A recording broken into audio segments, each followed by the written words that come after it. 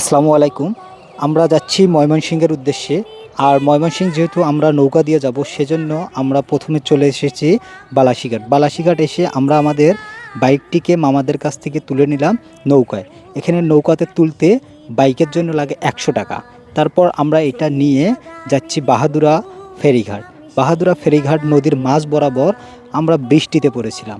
আর এই বৃষ্টি প্রচুর পরিমাণে হচ্ছিল। যতজন আমরা নৌকাতে ছিলাম সবাই বৃষ্টিতে ভিজে একদম শেষ। তারপর আমরা অনেক কষ্ট করে বাহাদুরাবাদ ফেরিঘাটের একদম কাছাকাছি চলে এসেছি।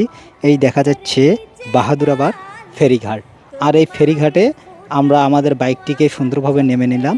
নেমে এখান থেকে আমরা রওনা দেব এখন জামালপুরের উদ্দেশ্যে। এই যে আমরা চলে এসেছি বাহাদুরাবাদ ফুটানি বাজার নৌবন্দর ফেরিঘাটে। এখান থেকে আমরা এখন চলে যাচ্ছি জামালপুরের উদ্দেশ্যে। আর জামালপুর ত্যাগ করার পর আমরা ময়মনসিংহের একদম কাছাকাছি চলে এসেছি। আমার পিছনে যে ব্যানারটি আছে ময়মনসিংহ আর 28 কিলোমিটার।